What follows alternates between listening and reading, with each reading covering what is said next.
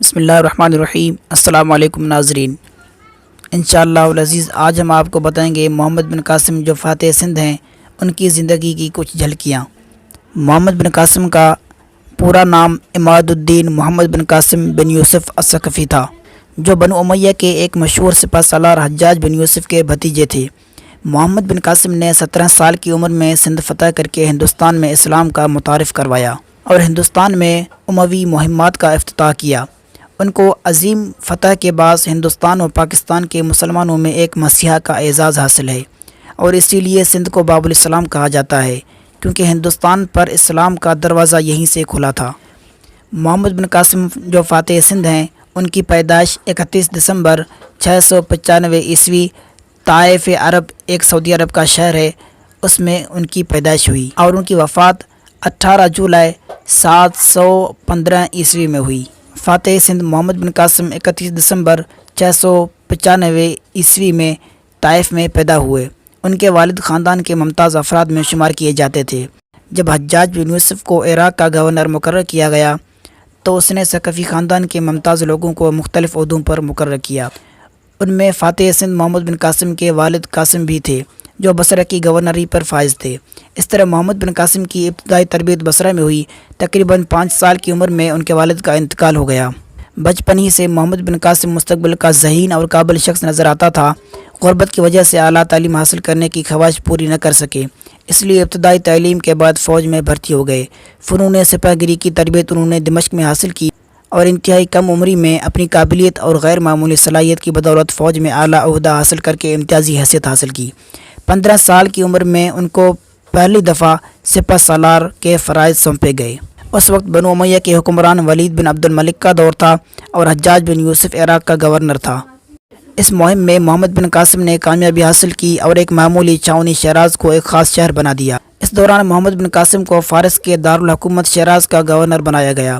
اس وقت ان کی عمر 17 برس تھی۔ اپنی تمام خوبیوں کے ساتھ حکومت کر کے اپنی قابلیت اور ذہانت کا سکہ بٹھایا، اور 17 سال کی عمر میں ہی سندھ کی مہم پر سپہ سالار بنا کر بھیجا گیا۔ محمد بن قاسم کی فتوحات کا سلسلہ 711 عیسوی میں شروع ہوا تھا اور 713 تک جاری رہا۔ انہوں نے سندھ کے اہم علاقے فتح کیے اور ملتان کو فتح کر کے سندھ کی فتوحات کو پایہ تکمیل تک پہنچایا، لیکن شمالی ہند کی طرف بڑھنے کی خواہش حالات نے پوری نہ ہونے دی۔ محمد بن قاسم کم سن تھے، لیکن اس کم سنی میں بھی انہوں نے نہ صرف ایک عظیم فاتح کی حیثیت سے اپنا نام پیدا کیا، بلکہ ایک کامیاب منتظم ہونے کا بھی ثبوت دیا۔ انہوں نے تقریباً 4 سال سندھ میں گزارے، لیکن اس مختصر عرصے میں انہوں نے فتوحات کے ساتھ ساتھ سلطنت کا اعلیٰ نظام قائم کیا اور سندھ میں ایک ایسے نظام حکومت کی بنیاد ڈالی جس نے انصاف کے تمام تقاضوں کو پورا کیا۔ محمد بن قاسم نے اپنی صلاحیتوں، جرأت، حسن تدبر، اخلاق کے باعث ہندوستان میں جو کارنامے انجام دیے وہ قابل ذکر ہیں۔ سندھ کے عوام کے لیے انہوں نے رواداری کی بڑی عمدہ پالیسی اختیار کی۔ محمد بن قاسم کی سندھ کی فتح سیاسی، معاشرتی، مذہبی، عملی اور ہر اعتبار سے بے شمار اثرات کی حامل تھی۔ محمد بن قاسم ایک نوعمر نوجوان تھے۔ اس کم عمری میں بھی انہوں نے سندھ کے مہم پر سپہ سالاری کی حیثیت سے جو کارنامے انجام دیے وہ ان کے کردار کی پوری طرح عکاسی کرتے ہیں۔ وہ زبردست جنگی قابلیت اور انتظامی صلاحیتوں کا مالک تھے۔ ان کی ان صلاحیتوں کے ثبوت کے لیے سندھ کی مہم کی کامیابی ہی کافی ہے۔ ان کے اخلاق اور کردار کا اندازہ اس بات سے بھی لگایا جا سکتا ہے کہ ایک غیر قوم ان کی گرویدہ ہو گئی تھی۔ سندھ کے عوام ان سے حد درجہ چاہت کا اظہار کرنے لگے تھے۔ تاریخ سندھ کے مصنف اعجاز الحق قدوسی تحریر کرتے ہیں کہ محمد بن قاسم جب سندھ سے رخصت ہونے لگے تو سارے سندھ میں ان کے جانے پر اظہار افسوس کیا گیا۔ ان کی وفات پر شہر کیرج کے ہندوؤں اور بدھوؤں نے اپنے شہر میں ان کا ایک مجسمہ بنا کر اپنی عقیدت کا اظہار کیا۔ یہی ذکر فتوح البلدان کے مصنف نے بھی کیا۔ محمد بن قاسم جو فاتح سندھ ہیں، ان کی شخصیت انتہائی پروقار تھی۔ ان کا اخلاق دوسروں کو جلد گرویدہ بنا لیتا تھا۔ ان کی زبان شیریں تھی اور وہ ایک باہمت، بامروت، رحم دل انسان تھے۔ وہ ہر شخص سے محبت سے پیش آتے اور ان کے ماتحت ان کی حد درجہ عزت و احترام کرتے۔ عام زندگی میں لوگوں کے غم بانٹتے تھے۔ انہوں نے ہر موڑ پر عقل و فراست کو پوری طرح استعمال کیا اور ان کا ہر قدم کامیابی کی راہیں تلاش کرتا تھا۔ ان کی بلند خیالی اور مستحکم ارادے ان کی کامیابی کی دلیل تھے۔ محمد بن قاسم سندھ میں تقریباً 4 سال رہے۔ فتح سندھ کے بعد انہوں نے یہاں کا نظام حکومت انتہائی کامیابی سے چلایا۔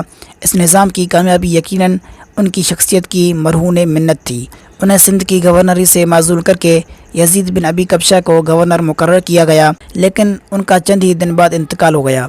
اس کے انتقال اور نئے گورنر کے آنے تک محمد بن قاسم کی گرفتاری کے اثرات سندھ میں بدنظمی کی صورت میں نظر آنے لگے۔ ملتان کی فتح کے بعد محمد بن قاسم نے شمالی ہند کے سر و سبز شاداب علاقے کی جانب متوجہ ہونے کے لیے قدم بڑھائے۔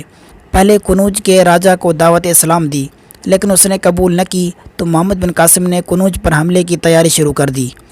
اس دوران 95 ہجری میں حجاج بن یوسف کا انتقال ہو گیا، جس میں محمد بن قاسم نے قنوج پر فوج کشی کے بجائے واپس آ گیا۔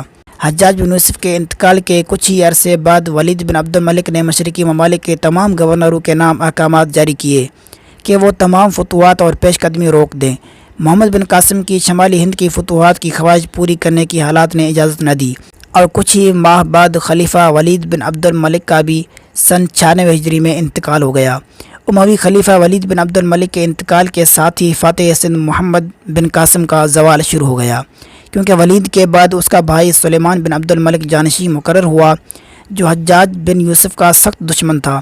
حجاج کا انتقال اگرچہ اس کی خلافت کے آغاز سے قبل ہی ہو گیا، لیکن اس عداوت کا بدلہ اس نے حجاج کے تمام خاندان سے لیا اور محمد بن قاسم کی تمام خدمات اور کارناموں کو نظر انداز کر کے انہیں حجاج کے خاندان کا فرد ہونے کے جرم میں عتاب کا نشانہ بنایا۔ سلیمان نے یزید بن ابی کبشہ کو سندھ کا والی بنا کر بھیجا اور حکم دیا کہ محمد بن قاسم کو گرفتار کر کے بھیجو۔